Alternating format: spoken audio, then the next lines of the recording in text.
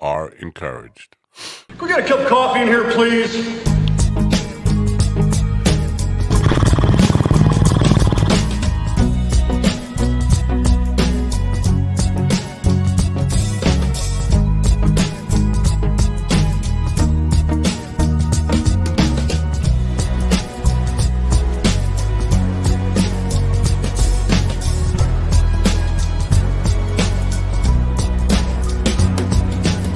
Damn good coffee and hot. Wake up, America. You've got a dog that needs walking. That's right, sunshine. Just put on a big pot of strong coffee and get ready to type your little hate mail with your opinions about kumbaya and flat earth insanity. Stand-up comedy? You want stand-up comedy? Well, we've got sit-down comedy. It's time for Coffee with a Dog. You make me laugh.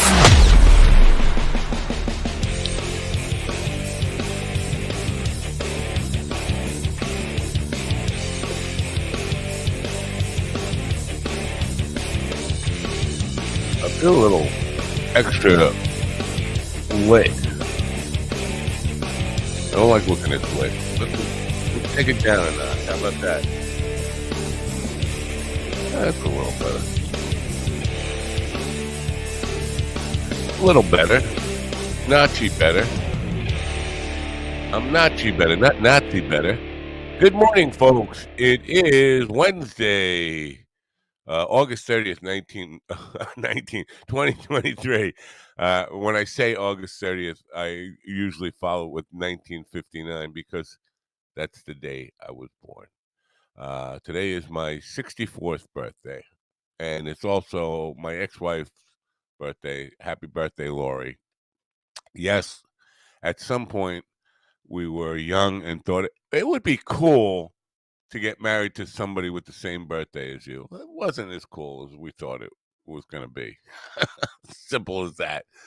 Anyway, it's a good day here, kind of a busy day, a full day. We have two comedians on who will both be performing this weekend at Sticks and Stones Comedy Club in Southampton, New York. In the first hour, we will have Matt Ritter, who is a former lawyer turned nationally touring headlining comedian. And in the second hour, we will have Diane Forrest, who holds the Guinness Book of World Records for being the oldest female performing comedian. She's 89. And she's doing two shows this Saturday. 2-hour-long shows. Good for her. So we have a busy day show. And then Lori's bit, and I have a little piece that I want to play. And I'm going to get to that right now. It's I woke up early this morning, put on my Robert Taylor comedy T-shirt, and tried to play guitar. My arthritic hands did the best they could possibly do at 6 o'clock in the morning. And then I spelled the word woldest, because I'm wold. Anyway, here's a short video I put together this morning here.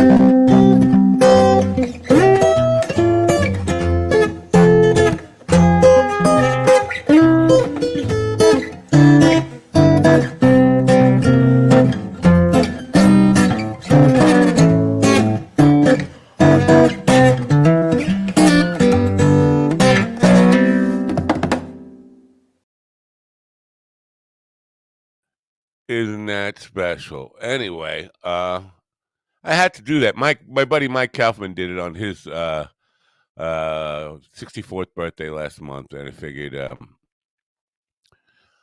figured what the hell? It's a good song to play on your 64th birthday. Anyway, today is the 64th anniversary of Hawaii becoming a state.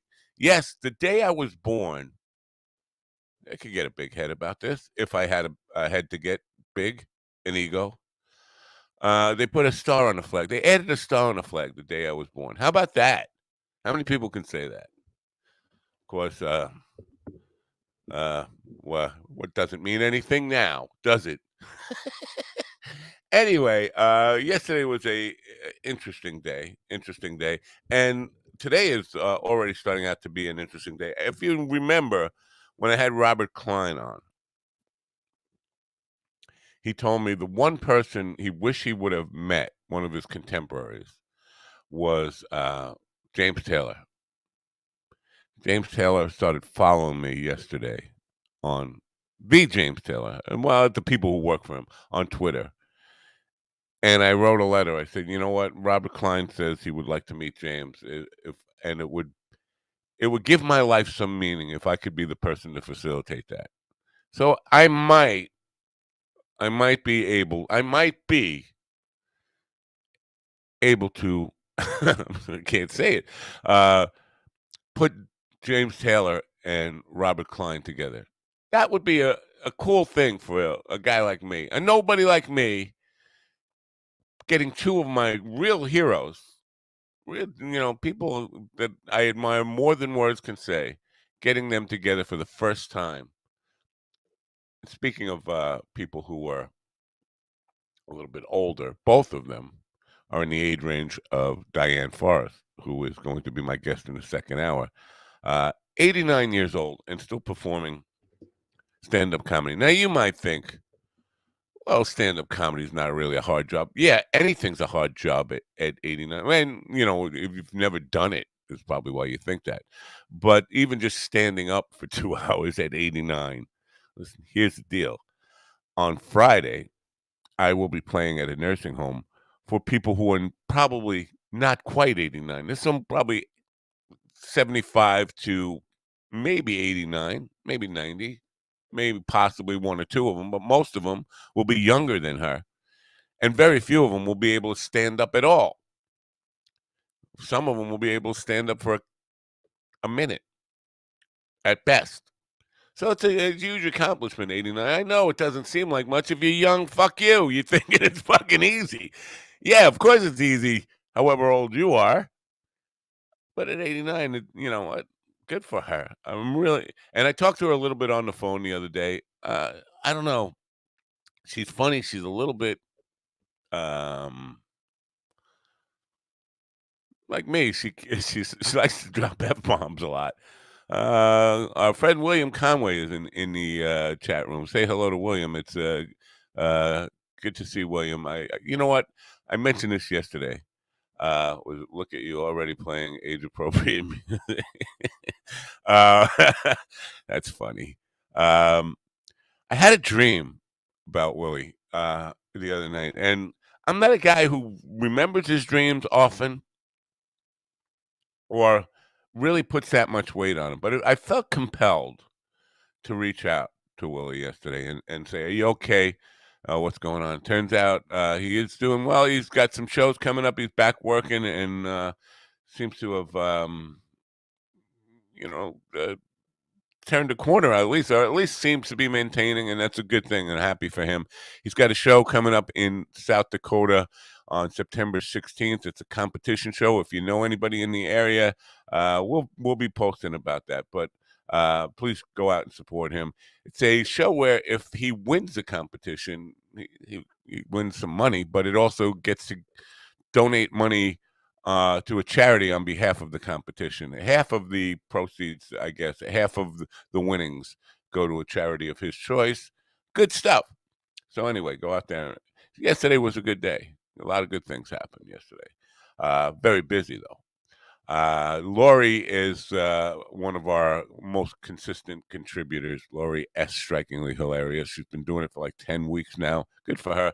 I just hope that she's getting something out of this, um, because she's working hard. Seems she's committed to this, and good for her. But I don't know how, because she doesn't have a website or anything like that that we're sending traffic to, and there's no way to measure whether she's getting any results out of her contribution here. But I certainly hope she is. Now, she's doing lots of open mic nights, and she's another person who's starting a little bit later in life in comedy, um, but she's nowhere near Diane Forrest age. Anyway, it's an all people show, I guess. Today I'm 64. I'm going to have an 89-year-old, and we have our friend Lori, who is an senior citizen beginning her comedic career.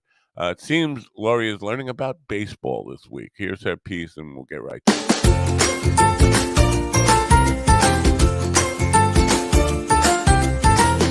Hi, this is Lori S. Strikingly Hilarious with another episode of Weird Wednesdays. So I went to see the Diamondbacks play on Friday. They won. Yay, D-backs. But I was wondering if baseball players are extremely forgetful people, because there is a first base coach and a third base coach. I think I could do that job. The first base coach would yell, "Run to second." And the third base coach yells, "To home." That doesn't seem that hard. There's a lot of baking terms and cooking terms in baseball, I notice. There's pinch, there's batter, there's box, there's also runs. In Arizona, I don't know if all states are like this, but Taco Bell has a special where if the Diamondbacks get 5 runs in the game, I guess, then you get 3 free tacos. So there's your rules. That's all. Bye.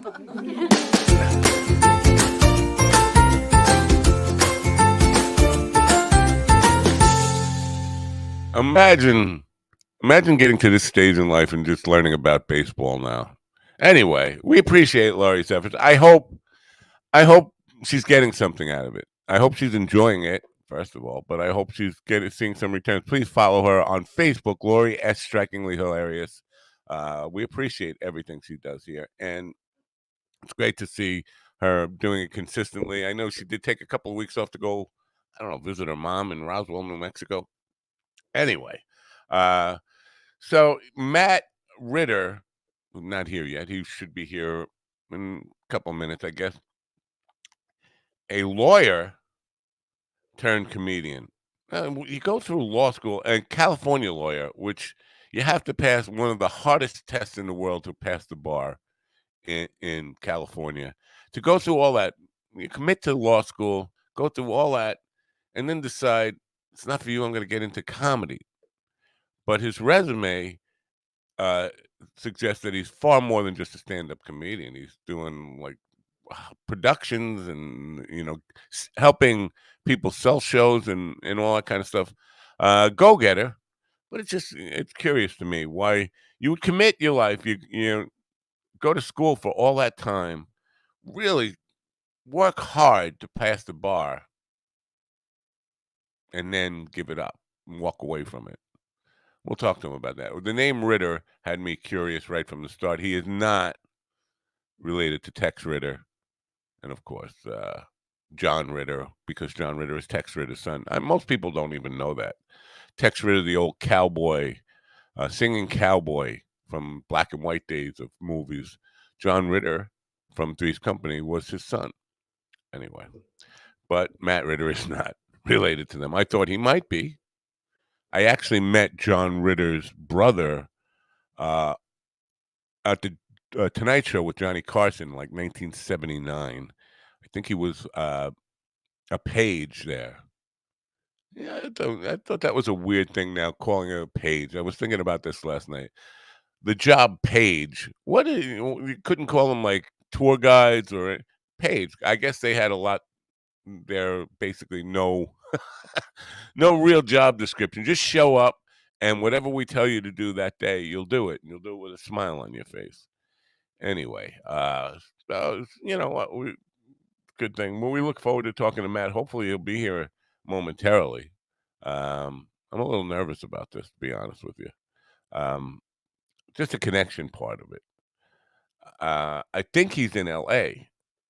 You know he's coming here for the weekend, but I think he's in LA right now, and so it's really, really early for him. It's 6:15, right? 6:15 in LA right now. Uh, and you know, if you haven't done this before, and Diane in the next hour, listen, you don't know, I don't know too many 89-year-olds who are pretty tech savvy with things like StreamYard and Zoom and all that kind of stuff. Anyway, I want to get stuff out of the way for when they get here. Cold coffee, you know about cold coffee. Get cold coffee. That's the bottom line here. Get yourself some cold coffee. By the way, w- problems with the wife again this morning with the cold coffee, which might be why I'm a little bit off my game here. Uh, my wife has been trying to do things for me. It's your birthday. But making coffee is not one of the things I want somebody else doing for me because I know how to make my coffee. And as discussed a million times here, she likes brown water. I like black caffeine cup full of mud. And there's a wide gap between the two. So I have a little bit of weak cold coffee, but I still have Koa coffee. But I can guarantee you, after the show today, I'm going to make a single cup of real Koa coffee, the kind that you should get for yourself. Koa coffee, check it out. This episode is brought to you by Koa Coffee. If you are a coffee connoisseur and want to experience the best coffee Hawaii has to offer, no blends, no compromise, try the true taste of aloha. Koa Coffee produces premium Hawaiian coffee, hand-picked, expertly roasted, and delivered from Hawaii to your door with aloha. From award-winning 100% Kona coffee grown on the slopes of the Mauna Loa volcano to the unique mocha beans of Maui, they strive to provide their loyal customers with the best quality and freshness. Since 1997, Koa Coffee has been known far and wide as a product of utmost quality, and their awards prove it. Koa Coffee was featured in Forbes' Top 10 Coffees of the World. This is the coffee Forbes called the best coffee in America. Find out what it's all about. Go to minddogtv.com/coffee.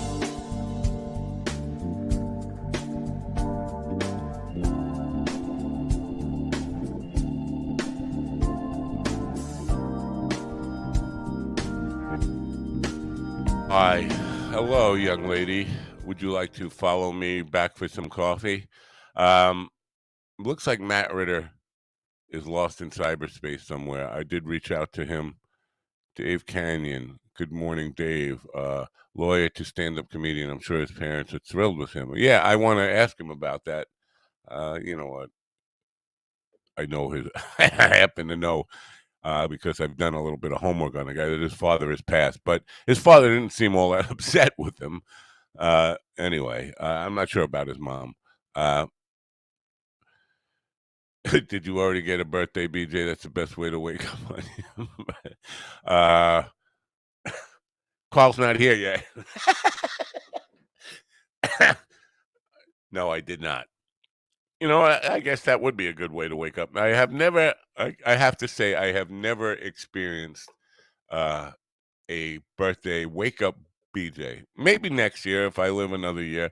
But as of tomorrow, I start telling people I'm 65. I don't know why. I'm a little bit, one of my idiosyncrasies, one of my weirdness things is I start, and this only happened recently in the last few years. I start counting myself as made it to the next year the day after my birthday. I'll be calling myself 65. I don't, it's kind of a motivational thing, sort of like I just, I don't want to be shortchanged. I want to say I made it to one more year. And at this point, I was thinking about this, is because when I was young, I used to, and I probably a lot of people experience this in your teenage years. When I was a kid, 18 was legal for everything. Once you turned 18, you were an adult on every level, drinking age, all that kind of stuff. Now it's 21 here in the States, in most states. I think it's in every state, 21 to drink. But in those days, everywhere was 18. And so, and voting was 18 and everything to, everything. Get a 18, you're a um, full blown adult. So that was the last time I felt proud to be turning a certain age. But at this point in life, every birthday is like a celebration that I made it one more year. And I don't know why I got in my head to, get ahead of it and be advanced on it. But I have for those last couple of years put the number after my birthday 1 year ahead. Anyway, Dave says Greg Giraldo was a lawyer turned comedian. Yeah, we had Matt Balaker, who wrote the book on Greg Giraldo, on the program. Very interesting story there with Greg. Greg was a lawyer turned drug addict turned comedian. But I don't know. I think Giraldo was more in corporate law. We'll find out. I'm hoping we'll find out. Matt Ritter will show up soon. He's late, uh, and that's not a good sign. Let me just review my email to him because, and this is going to take a second. I apologize for doing this on air, but I just want to make sure I didn't screw up and give him the 10 o'clock. Give two people a 10 o'clock spot because that would really suck. And then, well, I wouldn't surprise myself that I did that because lately I've been scatterbrained, big time. This is today. I want to go back to Sunday when I sent him. Jesus, Jesus, I'm old, and you know what? I feel like I'm 89 years old. Not very savvy with this stuff myself. Again, for being an 89-year-old, uh, I hope she can uh, manage her way on. But I did send Matt an email a few minutes ago while we were at commercial saying, this is now. He is at Sticks and Stones. If you're not familiar, Sticks and Stones is a new comedy club here that we are working with in the Hamptons in Long Island. They are very new. We launched in July. Haven't had consistent shows every week, but things are starting to pick up with the bookings and things are getting a little more consistent. Now, there are lots of other things going on besides comedy, like workshops and songwriting workshops and things like this, classes that you can take there. But the headlining comedians are definitely starting to get booked there. And this weekend is a big weekend there. We have Marina Franklin, who was here yesterday at the club on Friday night. Matt Ritter will be featuring for her. And then on Saturday night, you have Diane Forrest and friends. And I doesn't mention who her friends are. You know what? I don't want. I'm kind of like going to be walking on eggshells about this. Like friends, it's hard to believe. It's kind of sensitive for me. It's hard to believe. No, I have him for 9:15. Anyway, so I got the time right. I had the time right. He's just he's probably not awake yet. Maybe the alarm didn't go off. Whatever happened, it happened. Uh, but it's hard to believe that an 89-year-old still has friends that are alive. It's a cold, hard thing to say. But to be honest, and my brother and I were talking about this on Sunday. Um, he was talking about how when his best friend dies, he just replaces him with the next in line. I can't do that. All my best friends, all the the, the ones who I, considered like a brother growing up, the people who were, guys who I was best man for at their wedding, guys who overused phrase would take a bullet for, are all gone. And I don't have anybody to replace them with. I can't, I'm not oh, that guy's dead. You're next in line. You're my best friend now. because he was asking if Ralph Dice Clay is my best friend. And he's my longest friend. I've known Ralph since kindergarten, or actually before kindergarten. 60 years I've known Ralph. But, my best friends are all gone. And most of my friends along, the people I've called friend my whole life are gone. So I can't imagine being 89 years old and putting on a show. Matt Nappo and friends. Yeah, I'd bring a bag of dust, a bunch of urns and coffins. Matt Nappo and friends. This is my show. Whatever. It sounds cold. I know. I'm not going to say this to her, although from what I can see, she could take it, and she would tell me, "Fuck you." There's a couple of clips from her acting career. Were pretty rough, and pretty dirty. She's known as the what's she known as, the dirty? No, the naughty version of Betty White. Now, Betty White was pretty fucking naughty herself. Maybe not in the earliest days, not in the days when she was, if you go back. I think she was in From Here to Eternity, and she was a hottie. Believe it or not, Betty White, hottie, very hot. But then she married a geek like Alan Ludden and became famous on game shows and Password and stuff like that. She wasn't always, yes, on Match Game. She had some naughty answers, yeah. And when she was on uh, Mary Tyler Moore show, she was a little risque. She was known as kind of a naughty, naughty.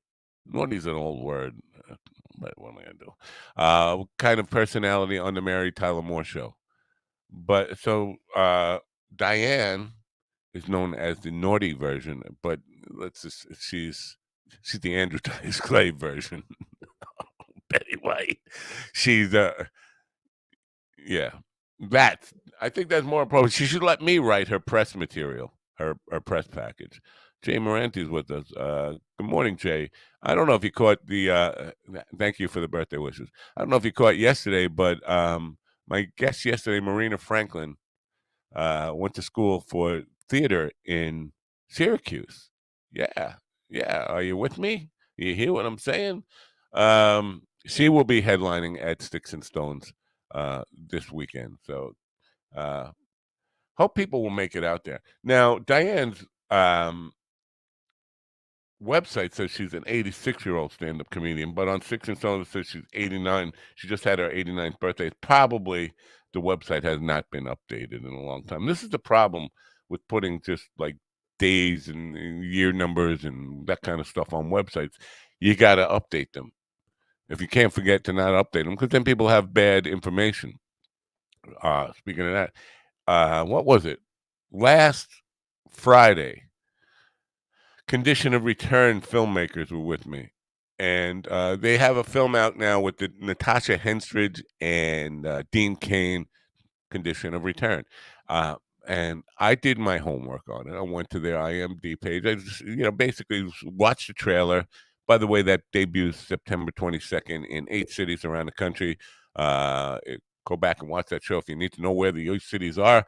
But we will be promoting it the week of.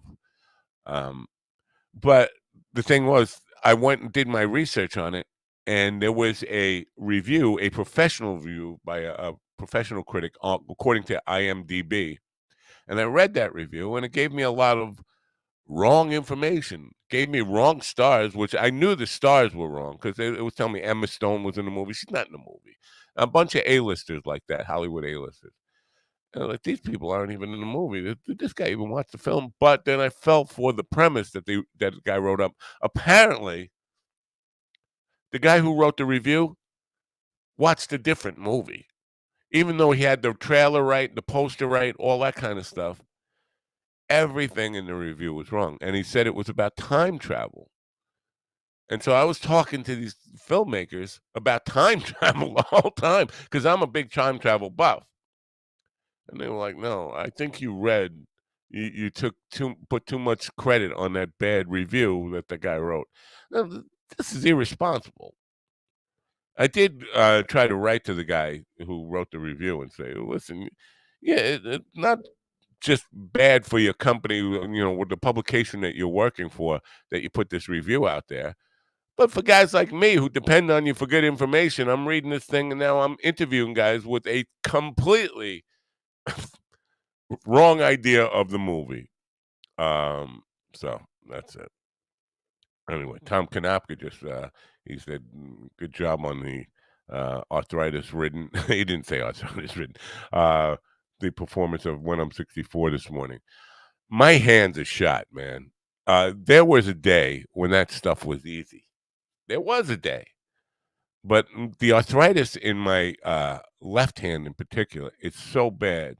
It takes a few minutes to put the guitar in my hand and actually, oh, it's so painful to actually form a chord and then get used to it. And then after a while, I can actually start to play chords, but not smooth, man. It's not going well.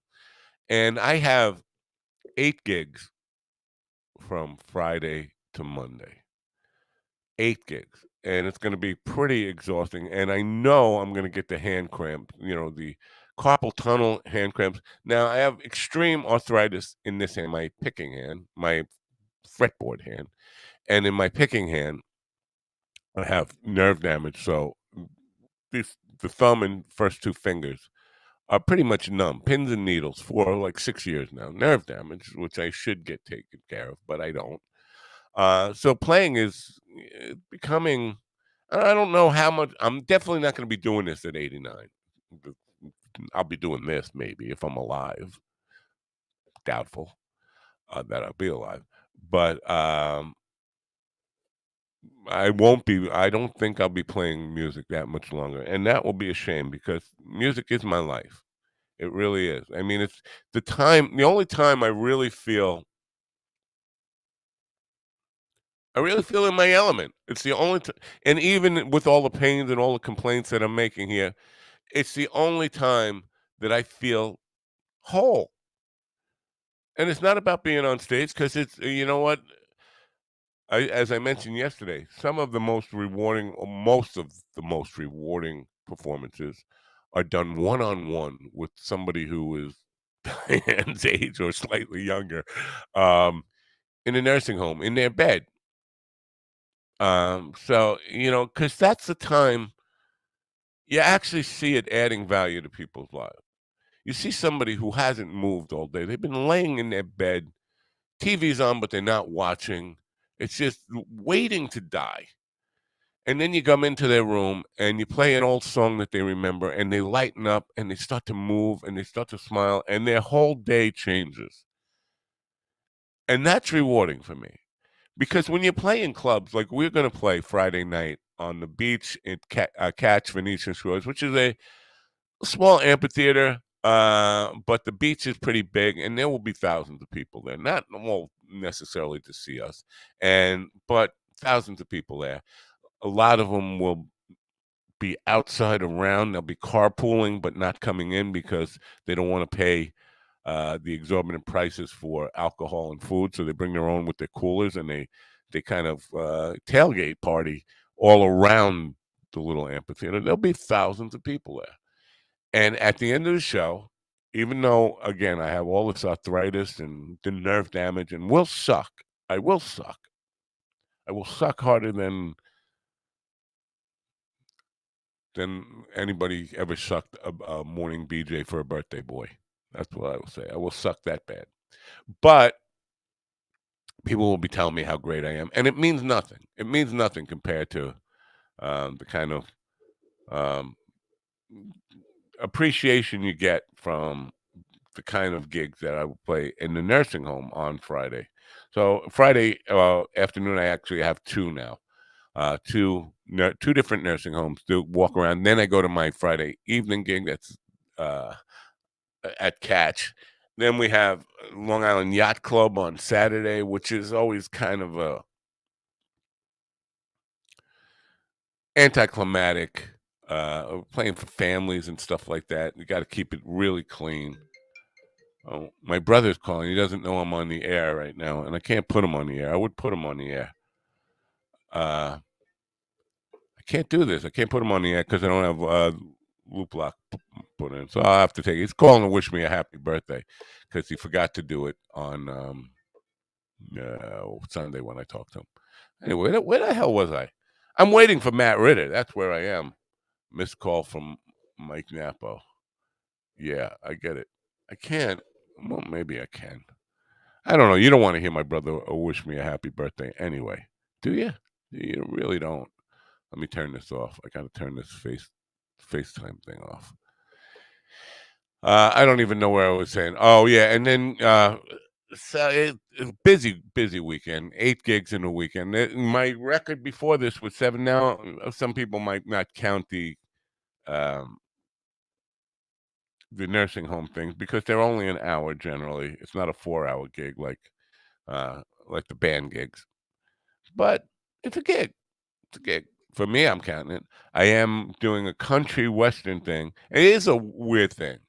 I mentioned earlier William Conway and had him in a dream the other night, and then I reached out to him yesterday. One of the first things he said to me was he was going to see Jelly Roll in Albuquerque. Now, I have a uh, country gig at Daisy's Nashville that I'm sitting in for Brother Dave on Sunday, and I never heard of Jelly Roll until the night before. The night I had that dream, in which William Conway was in, I started to see. I did a country top 40 list, and I was looking. Oh, Jelly Roll's got a few songs in here. I should learn about him. And I was listening to the songs and learning some of Jelly Roll's material. And one of the first things what William said to me was he was going to see Jelly Roll. Now, is that a coincidence, or is that just like it's weird? Because I swear I never even listened to a Jelly Roll song before the night. What was it? I don't know. Tuesday night, Monday night. I'm lost in time, but starting to learn his material, and what prompted him to bring that up, I don't know, but it's weird to me. It's a very strange coincidence. Anyway, uh, I don't know. I hope, I hope Matt Ritter doesn't have time zones mixed up and comes on. Maybe we'll deal with it either way. We'll roll with it. But I have a feeling he's going to come on at the same time Diane does, which it makes things a little difficult. Can't really do 2 proper interviews at once. We are on Rumble today. We're not on Rumble every day. I'm kind of picking and choosing where we stream, where and when we stream to Rumble, because I don't. Right now, the numbers are doing very well on Rumble. The live stream numbers far better than any other platform with the live audience. Well, any other audience except Live 365, the radio side. The radio side is kicking ass, and the app downloads are starting to pick up, which is a good thing. People are actually getting the app rather than having to go to Live 365 or iHeartRadio website to look us up. Those people are all on the audio side, so they don't see a lot of the stupid stuff I do on camera here. Yeah, my brother left me a voicemail and text message and all that stuff. Dude, he knows I do this every morning. People know I do this every morning. And I still get calls and text messages every single morning at this time. It's like, what did they forget? Did they forget? You forget who I am? I'm the guy who talks to nobody at 9 to 11 every single day of my life. That's the guy who I am. Remember that. Anyway, where the hell was I? Oh yeah. No, I'm having a senior moment now. This is what happens when you turn 64, folks. Uh, Let me see. Well, I'll go to the chat room. When all else fails, I go to the chat room. Carl's not here yet. Greg Giraldo was a lawyer turned comedian. They're still not going to give you the discount. I wonder what I said about that. Oh, what's something about the 64? No, senior citizen discount. I think I think you get that at 55. I'm pretty sure you get that at 55. I've gotten them. I don't usually bring it up. I'm not a coupon guy. I hate that. Or even, mentioning, "Oh, yeah, I should qualify for the senior citizens discount." I never do that. Maybe I should start. Uh, that's a Greg Giraldo comment, and look what happened to him, right? Yeah, exactly. I mean, that's a sad story. Great, great comedian who, uh is this show on LinkedIn? Where else can I? Oh, yeah, it's on LinkedIn, it's on, Rumble, it's on YouTube, it's on Twitter, it's on Twitch, it's on 4 different Facebook channels, it's on my private Facebook page, it's on U42, it's on something, called Playor, which is French, I guess. I don't know. Did I mention them all? It's on, 2 different YouTube channels. 3 different YouTube channels. It's on my main YouTube channel. It's on Gov's Comedy Podcast on YouTube, and it's on the Mind Dog TV YouTube channel. So it's all over there, and, I think I covered them all. Viv something with a V. I don't know where some of these actually lead to. I've never watched them on some of these, um, smaller platforms, but who knows? Um Dave says she was a hottie for sure. Talking about Betty White. Well, Dave must be pretty old if he, if he. Most people, yeah, most young people today can't even watch black and white movies. That's what I find anyway. The millennials, they have no patience for black and white movie, even if it was made yesterday. Intentionally made black and white. If it's not in like really vivid color, their attention span just goes out the window. So I'm assuming Dave Canyon is, old enough to appreciate black and white film.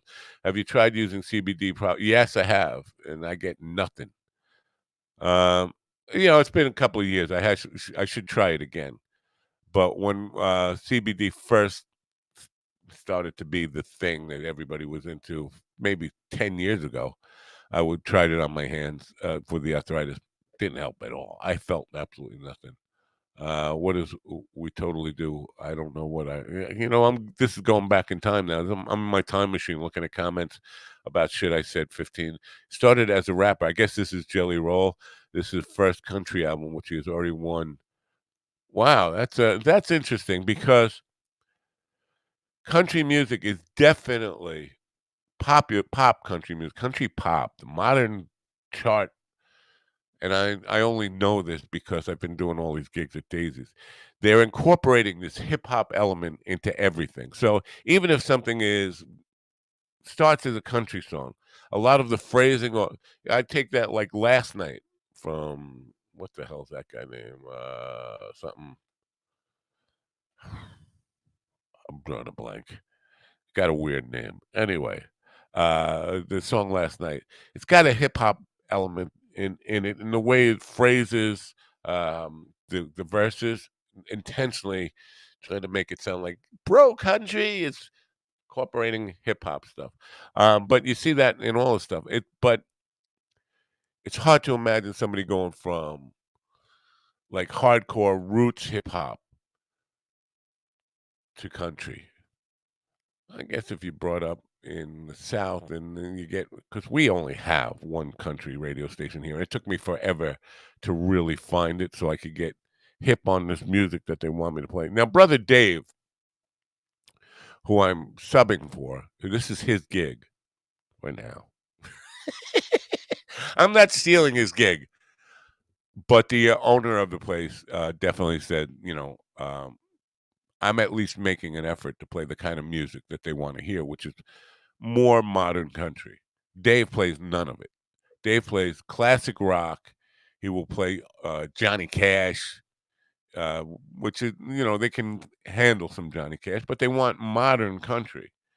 And so I've been schooling myself on this stuff, and there is a lot of hip hop element, or trying to make it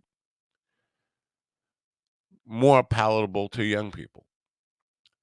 Um, but Dave puts no effort into that at all. He's still doing what he does, which is blues, Southern rock, classic rock, and an occasional classic country song like Johnny Cash and stuff. I do lots of classic country stuff.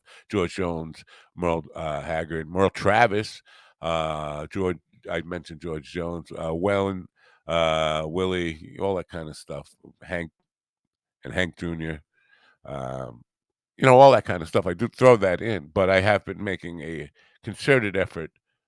Morgan Wallen or something like that. That's who does Last Night. Morgan Wallen. I do Bailey Zimmerman. The country names that are that have taken over, like people I never knew. I did, some 2000s country, Keith Urban, Trace Adkins, stuff like that. But even that stuff is old now. Kenny Chesney, but that stuff is outdated now. So it's a constant learning stuff. But so this gig is a sub for Dave. Dave is not making any kind of. He's been doing it for 2 years and hasn't made any effort to learn the kind of music that the crowd wants. So the crowd appreciates that I'm at least making an effort. I don't know. But the owner said to me a couple of weeks ago, yeah, maybe we make a change. Are you open to that? I was like, I don't really want to discuss this. We'll discuss it. If there's an opening, call me then. But now I'm got 2 weeks in a row. This week and next week I'll be subbing for Dave again. It seems like Dave doesn't really love doing the gig anyway, and I can't blame him. If you don't do the music and that the place wants, then they ignore you. Kind of like Matt Ritter is ignoring me now. I feel bad about this because people tune in, they expect to see the people who are scheduled on the show, and then they're not here. It's a bummer. It's a bummer. I might as well play a song. How about that? I'm going to play because Carl, as I mentioned earlier, Carl is coming to the States to go to a show in Bisbee featuring Billy Wayne Davis, Andy Andrus, and Christine Levine at the Shady Dell in Bisbee. Shady Dell is a classic old trailer park. I was planning on going there, but it turns out you can't get there from here. I wanted to go to my local airport and avoid the New York City airports so I could fly to Tucson or Phoenix and go there.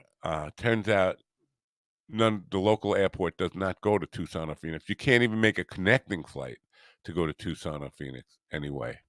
You have to fly to like LA and then buy a whole other ticket from LA to Tucson or something like that. It's just there's no way to get there from here.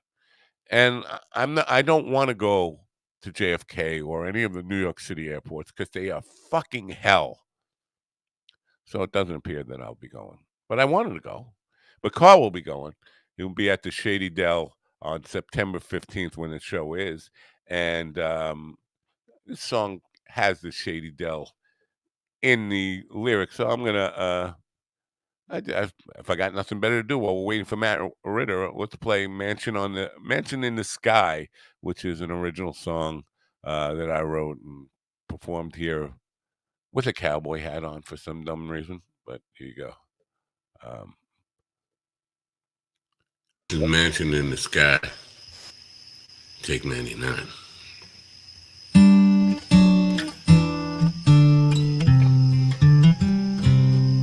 Well, the last time I saw Alice at a truck stop north of Dallas, she was headed west with nothing but the clothes upon her back. When she called to say she missed me from the Shady Dell in Bisbee, I realized she'd gone too far and wasn't coming back.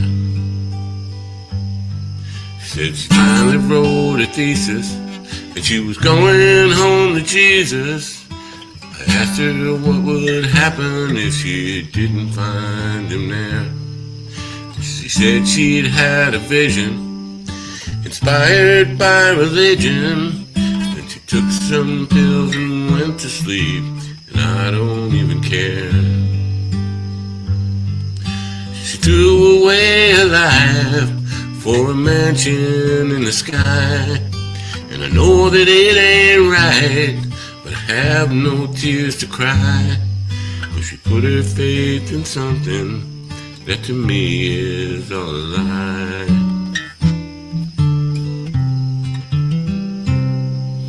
Well, lately I've been thinking that maybe I'll quit drinking.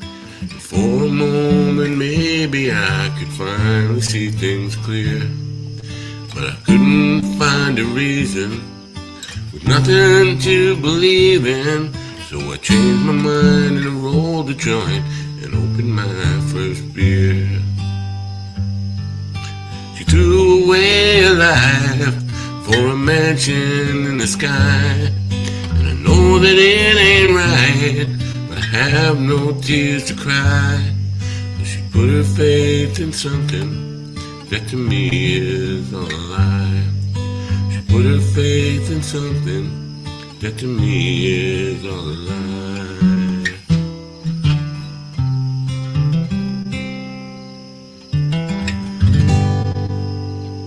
A short one. Anyway,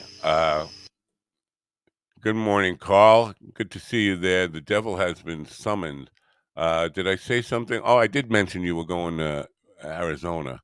How you feeling today, Carl? Are you okay? Matt Ritter did just contact me, said he had an emergency today, and can we do it tomorrow? So he will be on in the 10:15 hour tomorrow. I actually have a filmmaker on, Dwight Little, uh, tomorrow morning at 9:15. We'll be talking about his new book about. You can look up Dwight. He's got a lot of films that you know of. He's a filmmaker. So you know what? I got this whole prepared intro from Matt Ritter. I can kind of remove this for now because we're expecting Diane Vars now. I hope she shows up. We have in the next hour. This show could be a complete train wreck. We have an 89-year-old lady who's going to be doing what generally people 60 years younger than her do, and that is internet stream stuff. We'll see how that works out. I think she has an assistant helping her out, but if not, you know what? Sometimes old folks can surprise you with tech savvy. Now, Tommy Chong is 84, 85 now. So I don't know. He'll be on next week, by the way. He's been able to do it. He does it all the time. I think he's on a podcast just about every other day now. Robert Klein was 82, is able to do. So you know what? Maybe I'm being a little mean to old people. I mean, I do it, and I'm in my 80s. That's pushing it. Anyway, the dog went home yesterday, and that freed. You know, as much as I love the dog, hearing her mom was coming to get her, felt like okay, it's enough. I love the dog, but 2.5 days, I feel like it was starting to get to be a burden, having to keep an eye on the dog, walk the dog, feed the dog, give the dog its medicine, all that kind of stuff. Make sure the dog doesn't shit in the house. Oh, it's it was work, and as much as I love her, I'm glad to see her go home. This is a grandpa type of thing. Great to see the grandkids, but it's also great to see the grandkids go home. Anyway, we have 20 minutes to kill. About 20 minutes to kill before Diane gets here. Maybe she'll get here a little early. If I would have known Matt Ritter wasn't coming, I would have booked Diane for the earlier morning slot. I'm sure she's up because people my age, you don't sleep all day. You get up early. You might take naps during the day, but you don't sleep all day. Anyway, let's see what's going on in the world and see what you know. What I hate to go here. I hate to go here. What's going on in the news? Earthquakes are going on in the news. I know that. Not earthquakes, hurricanes. Yeah. See about the old people thing. Florida, Category 4 hurricane on the way. Now, times like this, you miss having a president who really knew how to work a Sharpie to divert hurricanes away. These are the times we could really Hurricane Idalia. Who the fuck names these hurricanes, by the way? Uh, makes landfall in Florida as dangerous Category 3 storm. So it's been downgraded. It was Category 4. Could Hurricane Idalia make a return trip to Florida? What? Did it already pass Florida? Powerful hurricane force winds all Florida communities. So must have been pretty quick. In and out, as they say.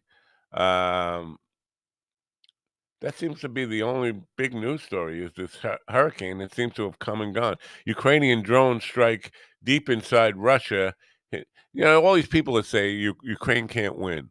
Ukraine can't win, and not everybody is saying that, by the way. But there are people, lots of people, especially right wingers, who are saying that kind of stuff. They don't pay attention because people said that about Vietnam, North Vietnam. They also said it about Afghanistan, both with Russia and the United States. But the truth is, the quote unquote superpowers, not so super, very defeatable because we don't understand. And I've talked about this many times. We don't understand how war is supposed to be fought anymore. War is different now. It's not where you grab a gun, hide behind a tree, and shoot at the enemy. It's where you get a box cutter, you sneak on a plane, and you cut the pilot's throat after the plane is already taken off. It's a whole different kind of warfare that we don't wrap our heads around. Guerrilla warfare, terrorist warfare, if you want to call it that. If you want to call it that, though, you have to realize that the United States was built by terrorists. We fought Britain. Britain was a traditional military power. We were part of it. But we fought them. They came with muskets and lines of munitions and doing battle like that. We were hiding behind trees, throwing rocks, melting stuff, setting shit on fire, throwing tea overboard, that kind of stuff. On boats and stuff. That's terrorist. That's guerrilla warfare. So empire superpowers learn their lesson when they have to learn to fight dirty in the trenches with modern people. Look at this. Carl Mann is drinking coffee. No, is that coffee? Or Hey. I just hit. Where's my 90-year-old pussy? What's going on? She's coming. So she'll, I don't know. You know what? I think she would, from what I've seen, if I asked her if her vag is still wet, I don't plan on asking her that, but I think she would roll with the punches. There's a clip I saw of her. She's trying to hail a taxi, and this hot young blonde comes and steals it from her, and she goes and beats the shit out of the girl with the walker and stands over her, fuck you, when she goes and takes the cab from her. There we go. I'm expecting a feisty.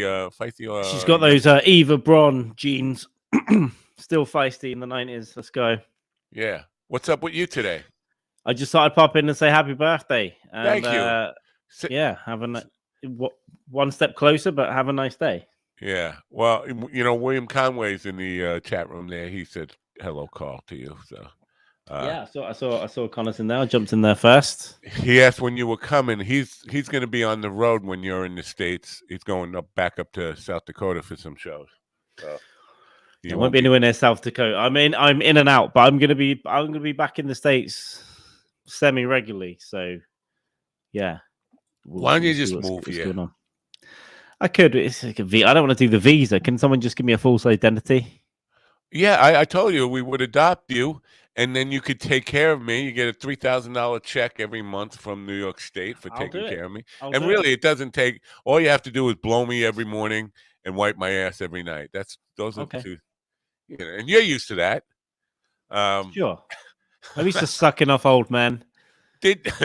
No, serious question here. Well, not serious question, but a question. Did you ever get a blowjob as a birthday present? Yeah. You did? Yeah. I'm the only one who didn't? I feel left out. Well, it's your birthday. I mean, who's around? No, well, the wife will be home later. I guess I could bring it up to her. And don't even bring it up. Just stand there with drop the keks, and just stand there. Do pop the the Steven Viagra, and just Crowder go, at her and just it's my put birthday, bitch. the Steven Crowder just put my dick on her shoulder and say, "Hey," and then she turns her head, she gets hit in Listen, the face. it's my birthday. I assume you're about to cook the steak before that, though. Wrap it around this. Yeah. See, I've 64 years. I've never had a birthday blowjob yet. It's been a while. It has been a while, but it has certainly happened. Yeah. Well, I don't know if you caught my ex-wife this morning. I wish happy birthday to my ex-wife. She was born on this day too. This is her birthday. We thought it would be really cool. This was our idea. It would be really cool. I think this is the only reason we got married. To get married to somebody who has the same birthday to you. We both were young and stupid. Yeah, that'd be pretty cool, right? We'll get married. We have the same birthday. What the fuck was I thinking? Anyway, I wish her a happy birthday. And, but a lot of the women I've been involved with were born on the same day with me. It's difficult because then how can you celebrate your birthday? Because really, they're going to want it to be about them, their special day, but now it's also about you. I think that causes some rifts. I never really celebrated my birthday, even when I was a kid. It was never meant. It meant to 18. It was a significant day because it meant I was an adult. I could do everything legally that I had been doing illegally up until that point, and I could vote and all that stuff. So 18 was big, and then 60 started to change my perspective because I felt like instead of feeling old, I should feel grateful that I'm still alive because so many of my friends are dead.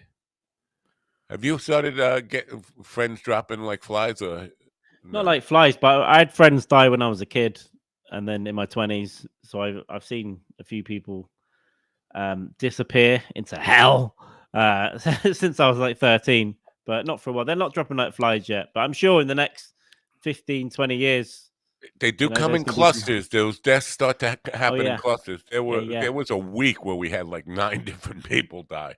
Some of them were suicides, but Yeah, I had a lot in my family within like a 3-year period years ago. It was like uncles, granddads, uncle, like loads of those friend, but in a cluster of like 3 years. It's been a while, which is concerning. It's been like 3 years. yeah. Are you drinking coffee? I am drinking coffee. I made it especially to come on here. I wasn't drinking it before. I went and got Wow. one. Is your thing gone? Your little chlamydia or whatever you were suffering from, syphilis, Chlamydia. gonorrhea, whatever you had? I coughed up one lump of phlegm this morning, and so I'm a little bit bunged up. But this is the first day where I feel quite a lot better. So yeah. Oh, you haven't started coughing up phlegm every morning when you get. I can't take a piss. This is weird because it used to drive me crazy when I was a little it's kid. rare. When my father went into the bathroom, I could always hear him go "Ho!" before he took a piss, and then I realized that's me. I do that every morning. I can't pee without first hocking up a lung. I presume it's smoking. Weed. Smoking weed, yeah. Yeah, my Yeah, but father was a heavy cigarette smoker. Yeah, you're still putting shit into your lungs. So at some point you're going to get it. No, this is just congestion. It's everywhere. And then I'll cough, and then I've got a mouthful of brown phlegm. I have to run to the bathroom, but it's not daily right now. My dad used to cough a lot as well, but he smoked too. So I think there might be a connection there. So you think you'll still be doing comedy if you're 89 years old? No. Get fucked. 89? No. Well, you never. If you feel the thing is, if you can do it, you probably would. If you have the energy, it's just Probably actually. There's a guy on the circuit that I see him at this festival every once in a while. I'm sure he's well into his 80s. I'm sure he's well into like late 80s, and he's still gigging and working a lot.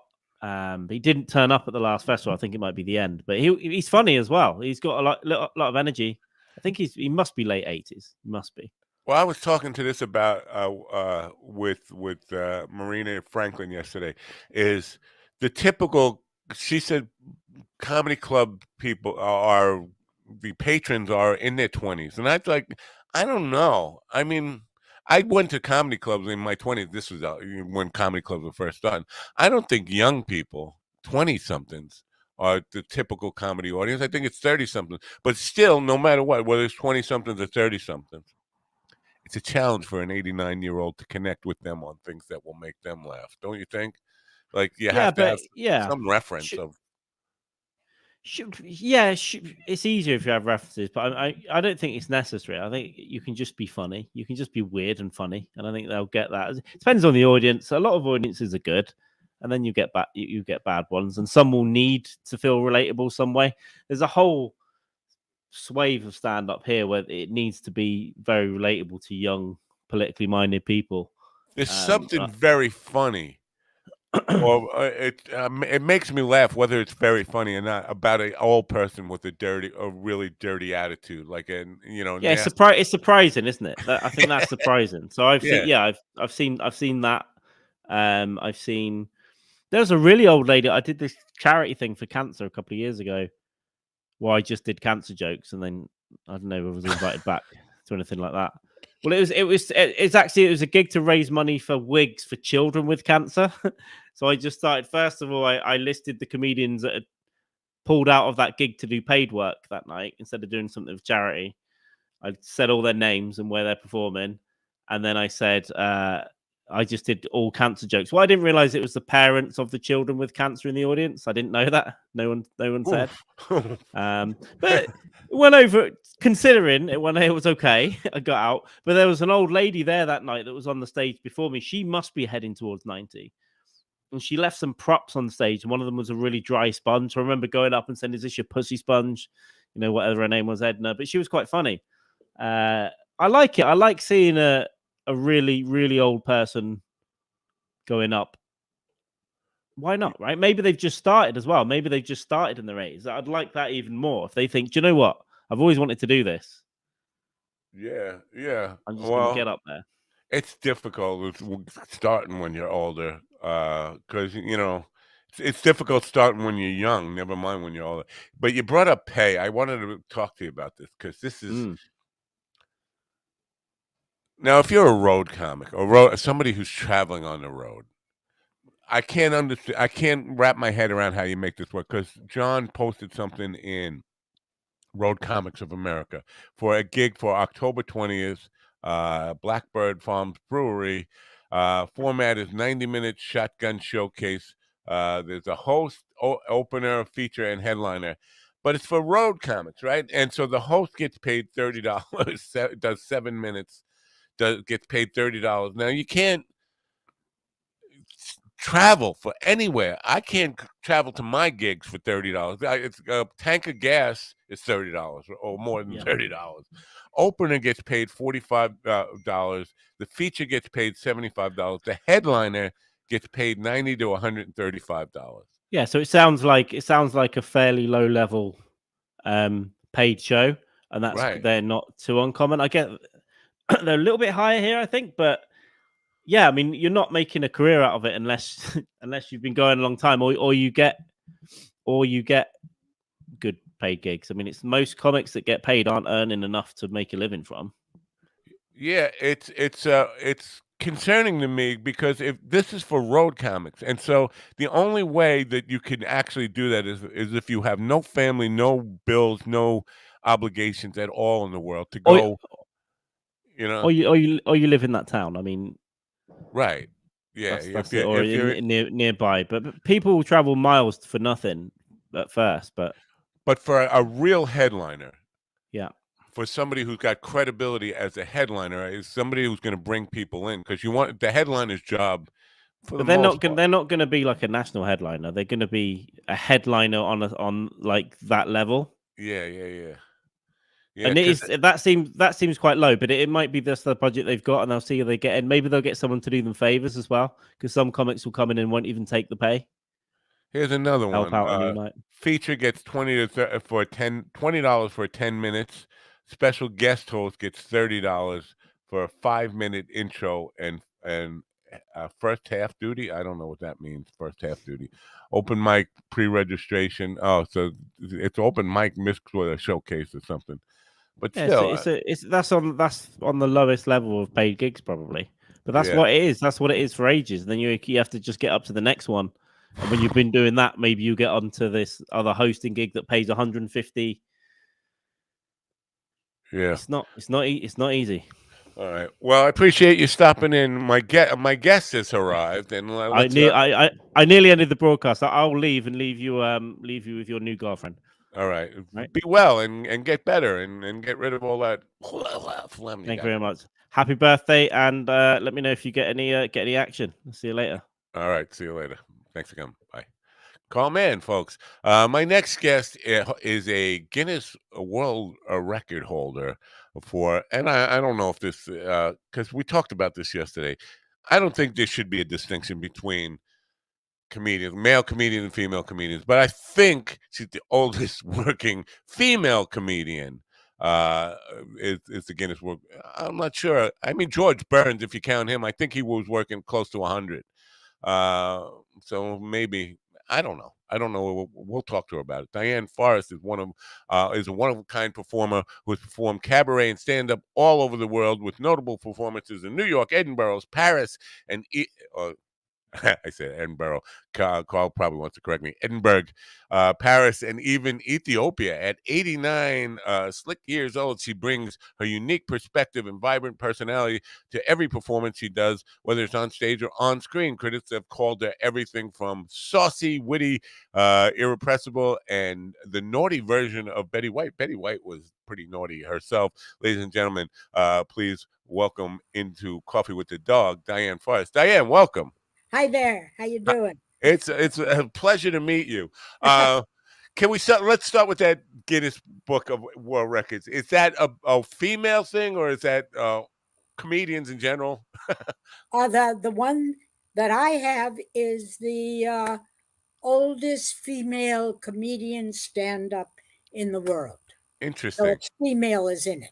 And you're performing this week, I should say, at Sticks Yeah. and Stones Comedy Club in Southampton, New York. It's a pretty new club. Are you familiar with the club? Oh yes, I was in there a week and a half ago. I Ah, performed, and it's the cultural center, but they have a beautiful, beautiful auditorium and it's stage. and it's kind of it's more of, like a theater than a comedy club, right? Because it's got the Yeah. gradient seating and all that stuff. Right. It has about 130 people. So where they get their drinks is outside, and then they bring them in when they sit in the auditorium. Does it matter to you the kind of format of the seating, the place you play, like a theater or a comedy club or Well, it's different, and you just wonder, 'cause usually a comedy club, there's all tables and they're drinking and they're half looped, and here they come in with the one drink, and but it worked great. I was there a week and a half ago. I did 10 minutes then, and it was fantastic. wow. Now it's billed as Diane Forrest and Friends. How many friends? Because none of the friends are listed. I don't know who. And I don't I don't mean to be rude. Please don't take this the wrong way. But I'm 64 today, Oh, and God, you're young. most of my friends are dead. So I'm sure when I get 89, I won't have any friends left. But Well, believe me, it does happen. It yeah, does happen. And but the friends means they're going to be the host is doing comedy, and one of two other people will be doing comedy before I become the headline and do about 30, 35 minutes. wow. So And that's you're what doing it's all about. two shows at 7 and 9 p.m. Yeah, Yeah. yeah, two shows. Wow. Yeah. Uh, yeah. Now this is interesting because I was just talking to Carl Mann, who's a English comedian, and Yeah, I was talking about the audience for comedy club. Now Southampton is a little bit different, especially this time of year. It's the last gasp of that weekend. The weekend right, coming up is Labor Day, and it's the right, closing weekend kind of a party season in the Hamptons, and then right, they all go back to New York City. right. Uh, the age group of the audience you're playing for, do you have any idea? I mean, is it going to be Well, last week they were like from 70 to 80 because for some odd reason they were a friend of someone and they all came there. And then at the 9 o'clock show, it was young people, gay people. It was a different audience. So you never know. You right? never know. I get it, but do you have to kind of when you're playing for a younger audience, kind of like brush up on youthful references? Because I, I wouldn't know how to talk to a 30-year-old.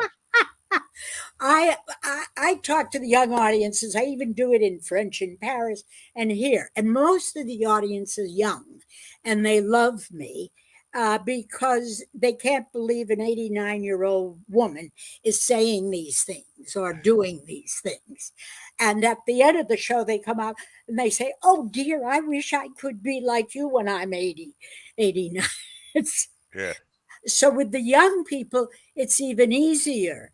The old people, you never know, but it works. It works. What's your secret? Because I'll be honest with you. I'm Friday afternoon.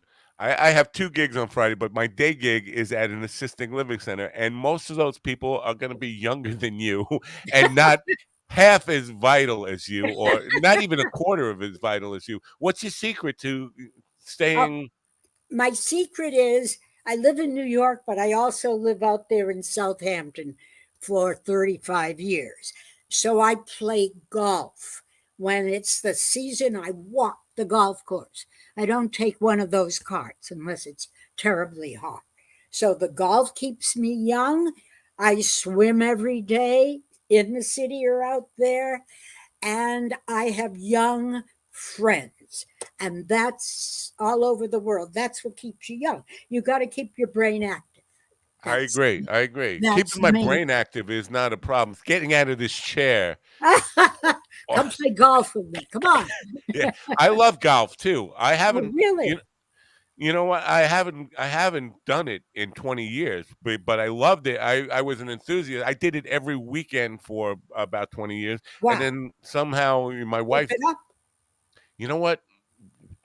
For men, getting your wife to go with you in golf. It's first of all, they don't understand.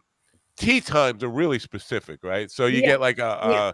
a 7:15 tee time, and she's like, "I'm not ready yet. I'm still doing my makeup." Well, yeah, too bad. Yeah. No, Uh, no. It's very funny at our club. The men play with the men most of the time, and the women with the women. Women. So there's no problem. And right. then they get together every once in a while.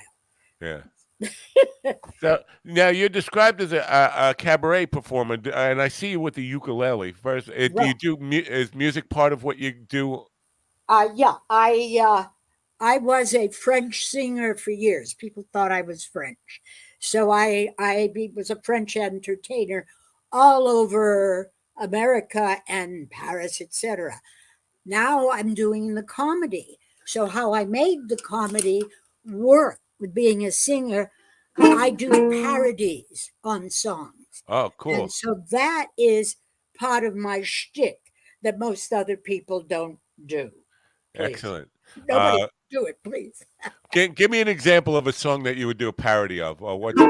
Well, here's one. I ain't 16, not a beauty queen, and my eyes are bagging, and my skin is sagging. That's the reason you don't love me. Maybe that's not love. That's one of my milder covers. Yeah, yeah. Now, the naughty version of Betty White, because I was talking Yeah, about this morning. yeah, First of all, do you appreciate all these labels that people give you? But secondly, Betty White was pretty naughty herself. So to right, be the naughty Betty White, you have to be right, like Larry Flint. right. Like, yeah, I'm a little naughtier than her. If I'm on television, you have to be less naughty, you Right. see. And late night, you can do what you want. I was in Fox Right. last week. So, but in the comedy club, you can do anything. You can do anything. So that's why I'm sure if she did a comedy club, she would be even a little naughtier than what Right. you see. Yeah. And I was talking about because she kind of did evolve from Betty Homemaker. She was, and people don't realize this. She was in from Here to Eternity. She had like a bit part in that. She was a I smoking know. hottie as a young woman. Yeah. But then she got married to Alan Ludden, who was like the typical geek at his time, nerdy kind of guy, and was doing game shows and password and stuff. And she had this kind of, homemaker kind of attitude about it. So people were astonished when she got older and started being but you have always had this kind of side to you, haven't you? Well, no. No? No, I was very shy. I'm from Boston, and we're very Puritan in Boston. But 9/11 happened, and all of a sudden, us musicians, cabaret singers, we were out of work. So I asked Caroline Hirsch, who I play golf with, how do you get into comedy? And that started 20 years ago, and it's changed me. It's I- changed. But I'm still Interesting. Puritan. Interesting. Now, I saw you. I saw a movie clip Oh, God. that What? you're in where a girl. It's funny just to see, a woman of your age just give somebody the bird, but and tell them fuck off. But because you some hot young girl is trying to steal a cab from you, and you go out with a walker and you beat the hell out of her and Oh, say, yeah. Yeah, that was a couple years ago. Are Great, you great. are you being typecast in that? I mean, they whenever there's we need an older lady to say "fuck you" to somebody. No, they- no. So far, I'm not typecast in that. Just an older lady. That's where it is. I was the same person as I was 2 years ago, but because of this oldest Guinness thing, all of a sudden I'm typecast as the Right. oldest person in the world. So I Yeah, was the same thing. very cool. Now, so the stuff you would do when it says Ethiopia, was that as a cabaret singer? Well, I was in Ethiopia, and we're in this hotel, and everything was very dull because the food wasn't very good, etc. So they said, "Get up and entertain," and there I was in Wow, Ethiopia. I v- couldn't believe it. Couldn't believe very, it. very Yeah, cool. To travel the world doing that. Now, you said you're from Boston originally. How long have you yeah. been a New Yorker? What happened is after a divorce in Boston, I went to Paris in the '60s, and I had a ball Wow. because it ain't like Boston being married, I'll tell you. Yeah. So I had a great time in Paris. I came back to Boston, it was too small. So I said, all right, it's either Paris or New York. So my parents wanted me in America. So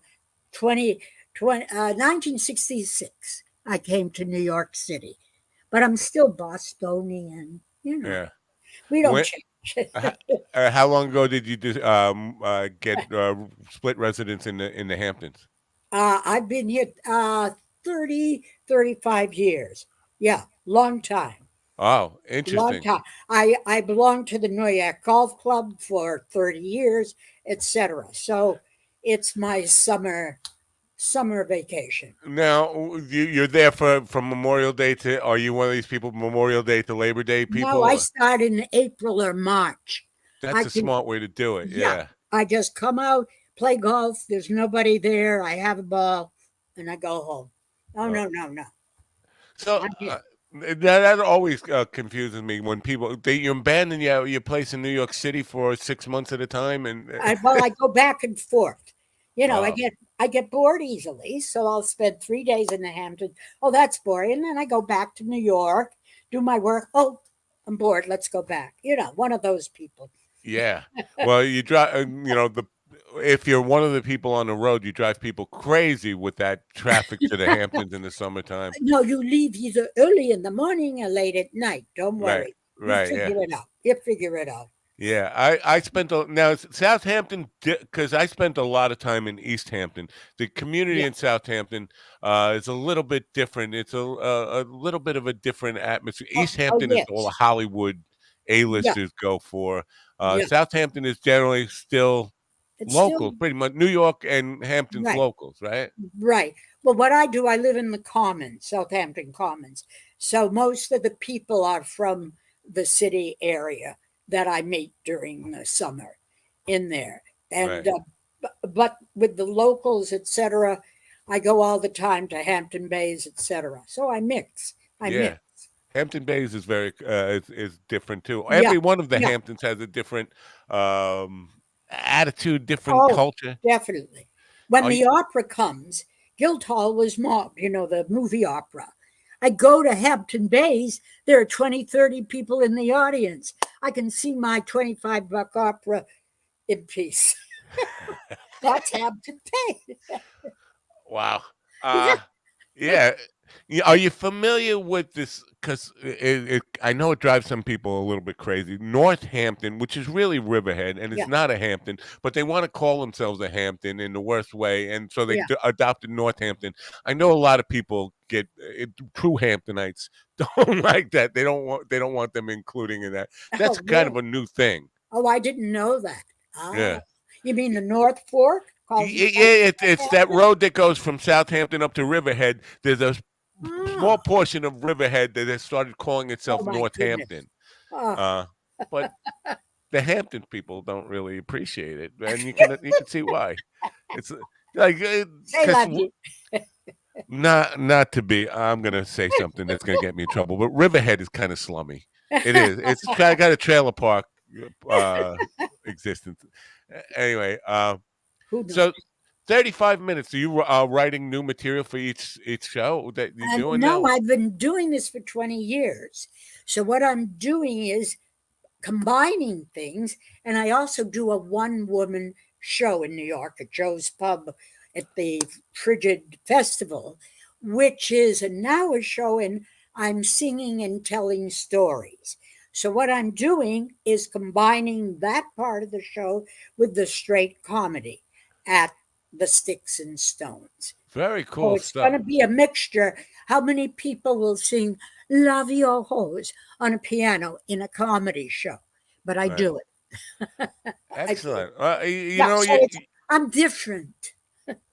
I don't know if it's something that I would strive to to be, but you're an inspiration to a lot of people because you seem like you're really enjoying Oh, life, and that's I think there are so many people who are not enjoying the ride.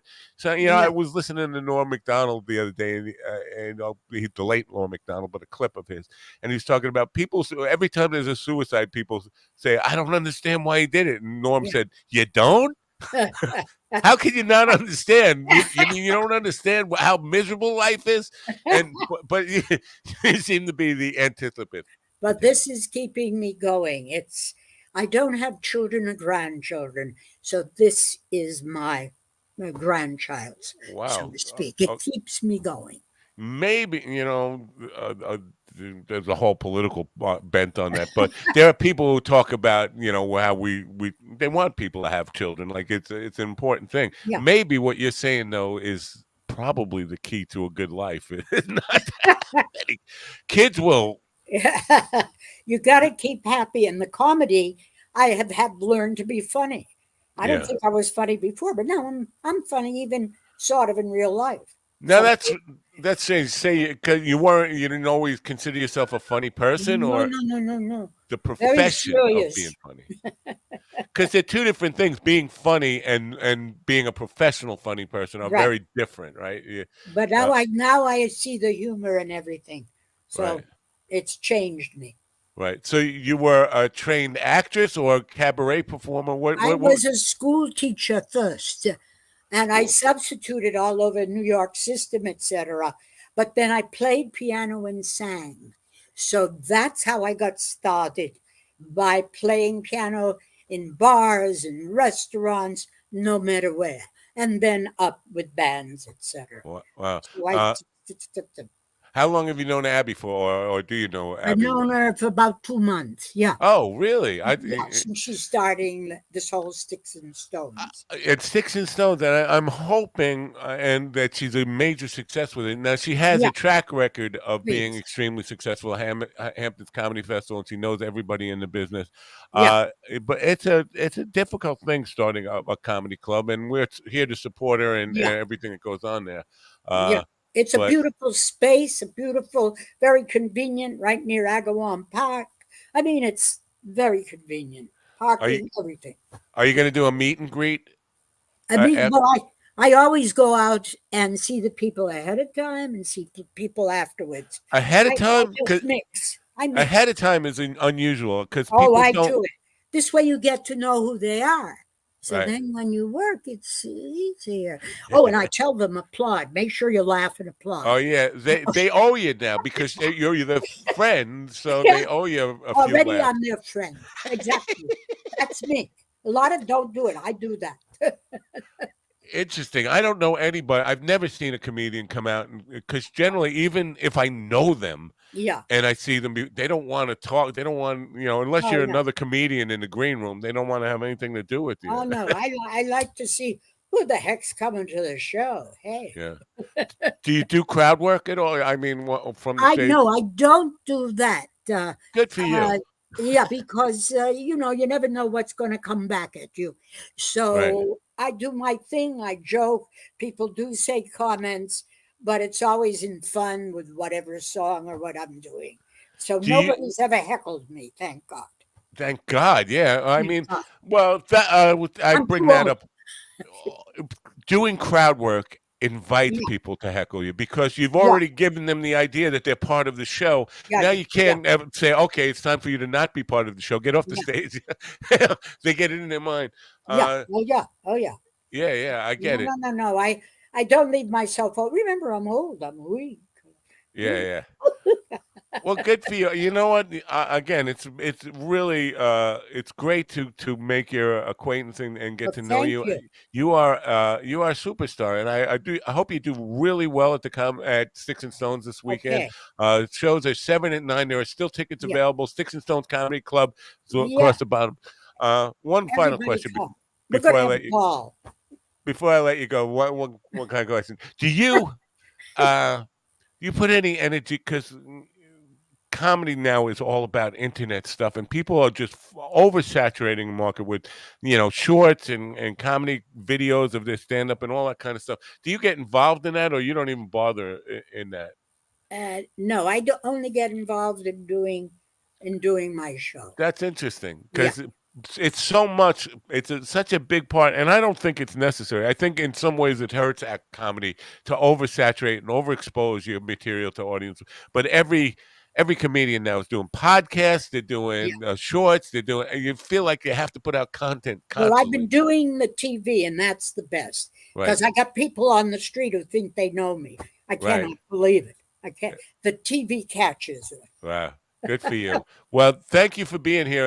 Again, if I wasn't working so much this weekend, I would definitely be there. Hope to Oh, see you at some point. You'll probably be back again sometime in the fall, yes, thank and goodness. I'll Yes. come see you there. All All right. right. Well, good Thanks luck, and a lot. thanks. Thank you, dear. Have a great day. Bye. Bonsoir. Bye for Bye now. bye. Bye. Diane Forrest, folks. Inspiration to the max. And she's at Saturday night at Sticks and Stones Comedy Club in Southampton. sticksandstonescomedyclub.com is where you're going to get tickets.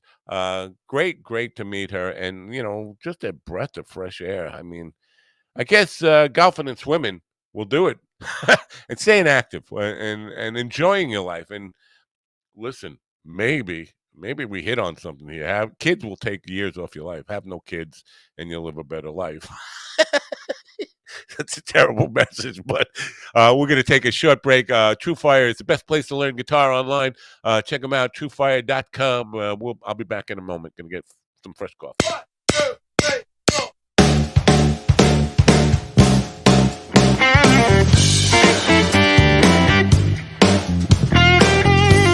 Over 2 million guitar players worldwide learn, practice, and play with TrueFire. Our learning tools and massive library of video lessons will ignite your technical skills, harmonic knowledge, rhythm playing, and soloing chops. TrueFire's educators are the best in the biz, from Grammy Award winners to world-renowned artists. You'll have access to an unparalleled faculty of over 300 top-notch blues, rock, jazz, country, fingerstyle, and acoustic guitar educators. Using our desktop and mobile apps, you'll work with TrueFire's multi-angle video lessons on any device, anytime, anywhere. Integrated learning tools such as video synced tab and notation, slow-mo, looping, practice jam tracks, and many more handy controls accelerate your learning experience. TrueFire style-specific learning paths guide you every step of the way. Use our assessment tools to find your starting point, then follow our lesson recommendations and track your progress as you work through your personalized TrueFire study plan. Progress faster with private one-on-one instruction, group lessons, multi-track video jams, live streams, song lessons, student forums, TrueFire's Riff magazine, premium jam tracks, and much, much more. With thousands of 5-star ratings and reviews from amateur and pro players alike, you'll find yourself in good company with the world's most comprehensive guitar learning platform. Grab your guitar and ignite your musicality. Sign up free for an all-access trial today.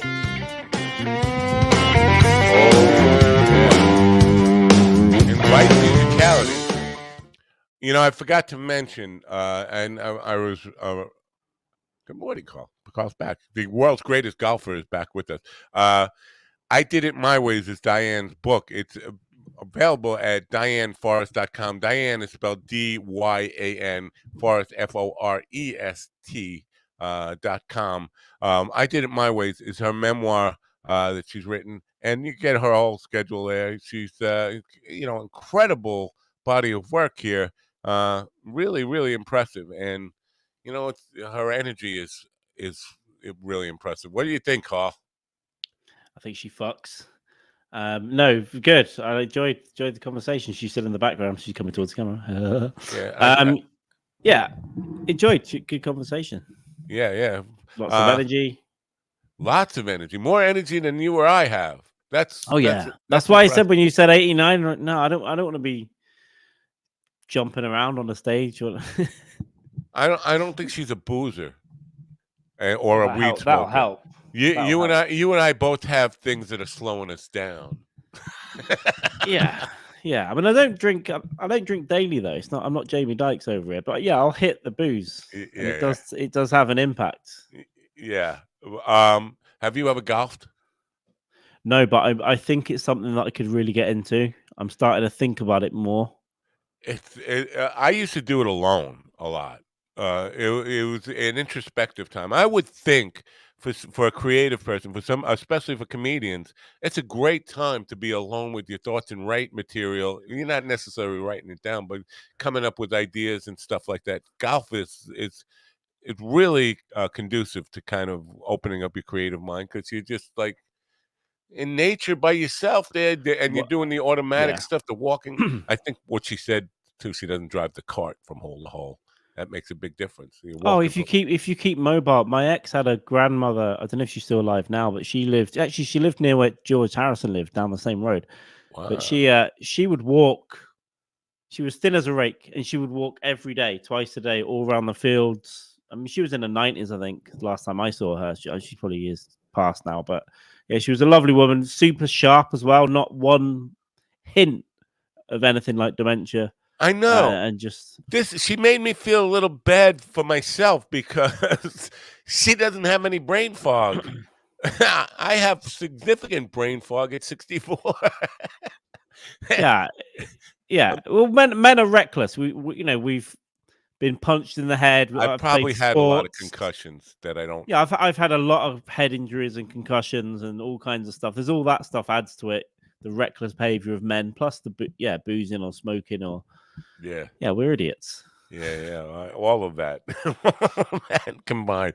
But no, it's a very, very inspirational person, and I hope the show goes great this weekend. And I hope I get a chance to see her later this fall, when the Hamptons is a really it's a really strange place, because there are each Hampton, and there are not Hamptons that are not called Hamptons, like Quogue and Watermill. Those are Hamptons. Oh, that's weird. That's weird. I would assume that I thought it was just because it was Southampton and it's Southampton, West Hampton, East Hampton, and now a part of the ghetto up north wants to call itself Northampton, which is causing a whole bunch of stuff. But there's towns like Hampton Bays, and there's Quogue, there's Watermill, there's a bunch of other towns out there that are considered Hamptons that aren't Hamptons. They're in between the Amagansett is a Hampton. All that stuff, but each one has its own different culture. Amagansett and East Hampton are where all the Hollywood A-listers are, and all big shots go for the summer. But they fly from New York on the weekends. They fly from New York to the Hamptons by helicopter, and they come like 200 feet over my house, and that's an annoyance. And they tie up the roads big time. Memorial Day weekend and Labor Day Yeah, weekend. when they have throw parties and things, I assume each house is probably inviting 200 people. And Right. Like that Johnny Cash thing that I played last weekend. It was in Linden, and you're right. You had the mayor's name right, by the way. I checked on that. hey, That was the Michael A. guy, Loverado. Yeah, Lavorada. Uh, but so the parking considering like 1,000 people are going to this wedding, their all parking is impossible. It ties up all the roads, all that kind of stuff. We deal with that kind of stuff a lot, and it's an annoyance. Well, I it's guess the you call it. annoyance of having a nice place, isn't it? You're going to get people that want to go there, get Yeah, invited. It's just yeah. especially We have towns like it here too. When there's a sunny day, sometimes 1 million people would descend on one small town to go to the beach, and that they park fucking everywhere and leave their rubbish everywhere. And yeah, Did you go to a No Gallagher show the other night? I did. Yeah, in Withenshaw Park, some 7 miles from here. That looked pretty good. Now he has a whole different band. Are they young? Is his band The like current young one, guys? he's revolved it. No, there's Gem who's been with him for a long time and was in Oasis. So he's probably 50 odd, but he's got three backing singers, female singers that are younger, probably 30s. He's got a younger drummer, I think. With the bass player, it was in a band called the Zootons, which wrote the song Valerie, which was famous by Amy Winehouse. I thought Amy, the producer, what's his name, wrote that. Nick, I can't remember his name now. Damn it. no, it was Amy Winehouse covered it from a Scouse band, Liverpool band called the Zootons. So That's interesting. if you listen to, there's an original version of the Zootons. It's a really good song, and then Amy Winehouse made it massive I think because no, she became. Nick Ronson featuring Amy Winehouse, but there were like lots of other singers in that, right? She was bringing people up. Maybe Yeah, that's just the way. I don't know. Maybe she had other writers for the album and stuff. I honestly don't know, but that was probably her biggest hit. But it was written by the Scouse band, and the bass player from that band now plays with Noel. And You yeah, think it was a good show. that was her biggest hit? I thought Rehab was her biggest hit.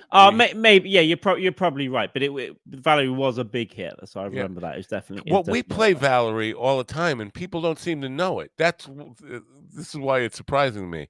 Maybe it's because the young people kind of know it, but But it was a while. It was 20 years ago. It wasn't 10, 20 years ago, wasn't it now? I mean, but go dig out the original version. It's a really good, fun version. It's with a Liverpool band. there's a Amy Winehouse version that's really slow, like a slow ballad of it that I really love. But it wouldn't be something I would play at a party or something because it's almost like a sleeper song. It's like a lullaby.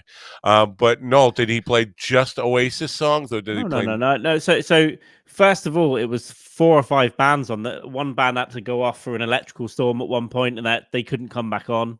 I really enjoyed Primal Scream. I don't know if you know Primal Scream. They were great live. They had a gospel choir on that. It was really good. And then what he did was actually quite interesting. He did all new album songs in the first section. The second section was all solo songs, and then the last section was all Oasis songs, but mostly B-sides as well. A couple of hits, but mostly B-sides. It was a really interesting set, but great. The atmosphere was amazing. No covers. He did the Mighty Quinn. Yeah. This is a thing now. I think it never used to be a thing, but when you go to see like a national or big star in concert, they like to throw in a unique cover. Well, Something you're not he said expecting. in the US tour he was doing a Joy Division song, but he changed it to the Mighty Quinn here, which was really fun actually live. Yeah. But what he said was when you go to a radio station now, she's gone. When you get bitches gone. No, if you're listening, I was only joking. When you go to a radio station here, they always want you to do a new, old, and a cover. That's what he said. That's why. So they always learn a cover for those TV appearances and stuff, or radio. That So makes in sense. general, if they enjoy doing it, they'll put it in the set.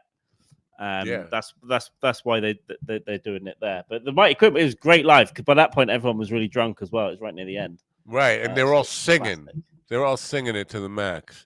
The audience 25,000 people singing, and for Don't Look Back in Anger, he didn't sing a word. He just stepped back, and the whole crowd sang. But it was good as well because he's from here, and so it was just very Manchester, very drunk and outdoors, and yeah, Does Interesting everybody times. take credit? Like, because here, everybody takes credit. Everybody swears that they went to high school with Billy Joel. Everybody swears they, No, I haven't seen a lot of that, but it's quite a small city, and as I said, the Boardwalk Club is out that window, and the Hacienda's there, so that's all. Everyone was there all the time, so probably a lot of people around here did know everyone, musically anyway. But yeah, no, I haven't heard too much of that. He's from a little, real rough part of town called Longsight. It's about a mile that way. That's where they really. grew up. Yeah, so I wouldn't go there after dark or even during the day, to be honest. I like There's that. I would a lot go of there. crime. There's a I lot of would go crime there. around there. I would spend most of my time there. When I was Enjoy.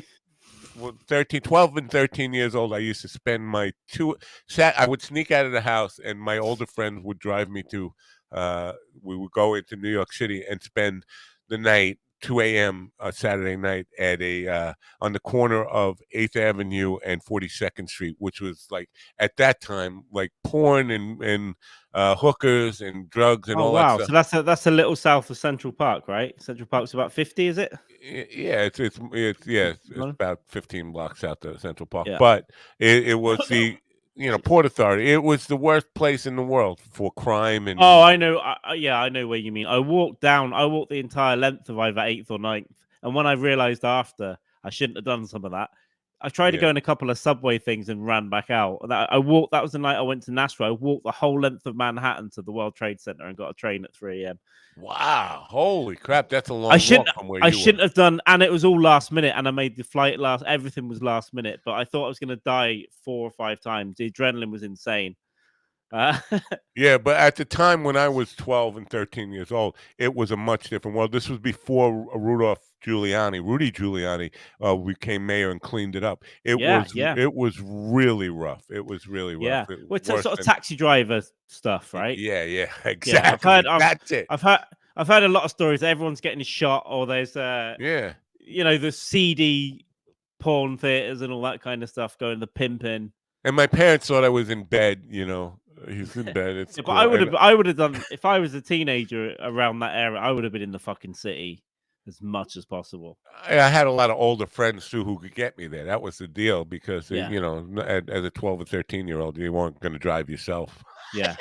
No, I mean, I would have been right there. And even now, I love cities now. There are certain areas I'm not really going to go and hang out in the areas where I think are bad. yeah, no, I I might get walk it. through. Yeah, at this point, I would definitely get mugged and robbed and beat up and all that stuff. Those days are long behind me. I was thinking about one time. My father used to get up at 4 a.m. to go to work, and I was Yeah. getting home at 4 You're a.m. coming I had in. just gotten back Yeah. from Mexico, where I bought this big sombrero, and then we went into. I was hanging out on 42nd Street and 8th Avenue in 1972 with The this big sombrero. Mexican Fucking sombrero hell. as a little kid. And I was sneaking back in, and my father was just leaving for work, and he saw me coming down the block, and they're like, "Where can you hide? You got a Mexican sombrero on. There's no." It was funny times. Just look down and speak Spanish. I don't know. No, he didn't even stop. He just kept going. He didn't Senor. stop. Figured he'd beat me up when he got home, and I think he got so drunk he forgot about it. So that was Long Island still, right? Yeah. Where you lived? Yeah. Amazing times. Yeah, I would have loved to have experienced, because now, even when I went to New York in like 2010, I know there are problems there. I see videos on the internet. I know there are problems, but even last time I was there this year, it seemed kind of chill. I know there's stuff happening all over the place, but the main part, Midtown to where I was walking up and down to the stand, most of it seemed kind of chill from what I remember even 10, 15 years ago. It didn't seem chaotic to me. It just seemed like just a big city. Yeah, it's a whole different world now. They've gentrified most of the areas. I know there are problems everywhere. And we did walk past one guy that looked like he was asleep outside of a bank with a joint in his mouth. And I remember caught the security guy's eye, like me and you walked down the street, and he went, I got it. He just looked like he was just catatonic outside this bank, like with a big joint, just like. You know, Williams said he was surprised to see in Chicago homeless people in front of the police station in downtown Chicago. Now, last weekend, and the mayor of New York right now is nobody likes him. You talk about politics. Nobody in his own party likes him. Nobody in the other party likes him. Who's this one? Eric Adams is his name. Okay, yeah. But Well, the he, last one wasn't popular as well, right? They've had a yeah, couple of De Blasio, he was a De total bitch. Blasio, yeah. But so there's a abandoned school in Staten Island, and he decided to put these migrants in. They were homeless migrant workers, and he put them up in this abandoned school building. The neighborhood Yeah. doesn't like it, and they were protesting, "Get these people out of here. We don't want these." And my thing was, you're going to get out there. You're going to be protest about, get them out, evict them all from the school. The school wasn't being used for anything. It was just a building.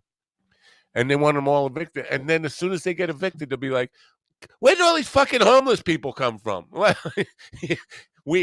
You can't, you have a guy who's actually trying to get them off the street out in front of. And so one woman on Twitter said, I don't care if they go, what she said, I don't care if they go straight to hell.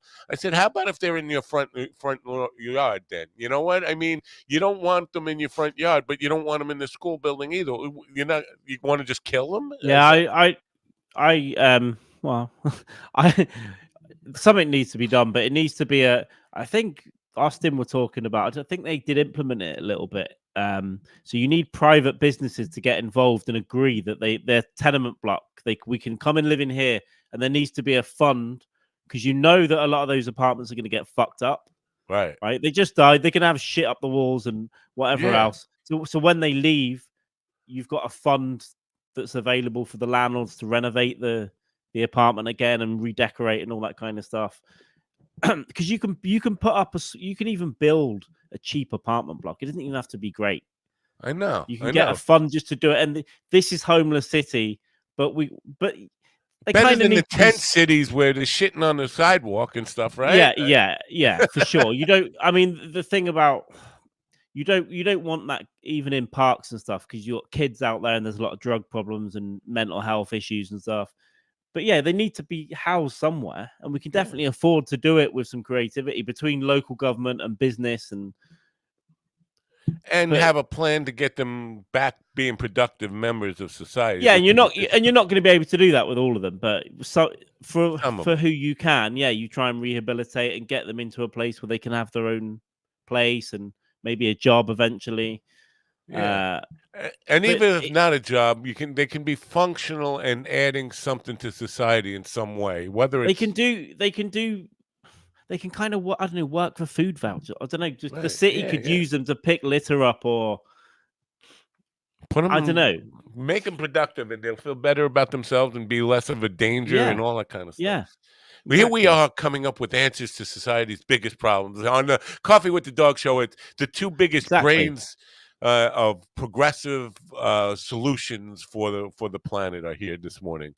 Or we could just get a fleet of vans and some plastic sheet and just say, look, we'll turn all the CCTV off for 72 hours. Let's just clean this place up. But apart from that, you've got to find a solution. But where's the solution? Especially somewhere like LA, didn't they have the last count was 70,000? Oh no, that's too many. That's too many, and I'm sure there's more than the official count anyway.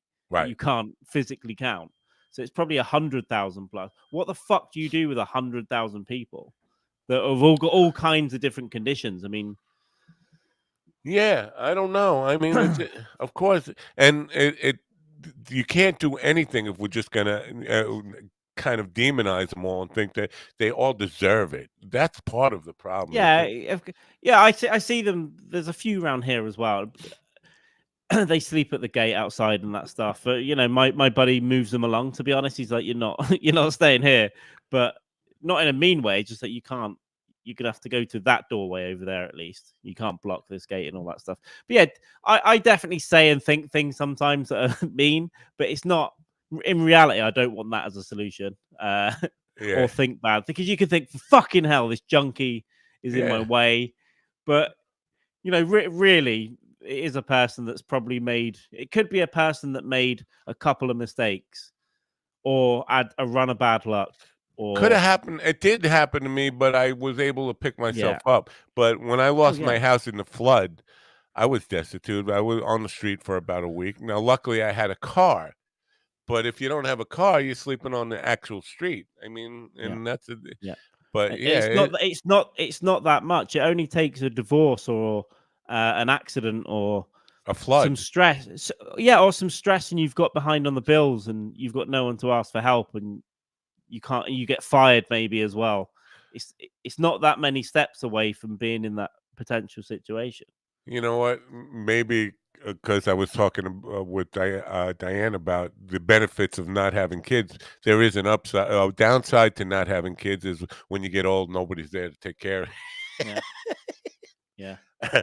I'm not. I don't know what the solution to anything are. I'm not. Yeah. That's not my Yeah. job. Is it my job to come up with solutions or just pick at the source and It the needs to scabs? be it needs to be longer term planning than government to government because governments only give a shit about the next 4 years. Really, Yeah. they're only getting to the next election, so Right. it needs to be beyond political parties, doesn't it? Yeah. Yeah. Like a long term plan. No matter who's in power, this is what we're going to do. We're going to get this agreement. Right. Do you have Because the benefit is also just not having them. If you are someone that just hates seeing them, then you won't see them then. But you're helping them as well. Right. I got to say goodbye to Govs. Govs, because Knock 'em Dead Comedy is going to start right now. Govs, watch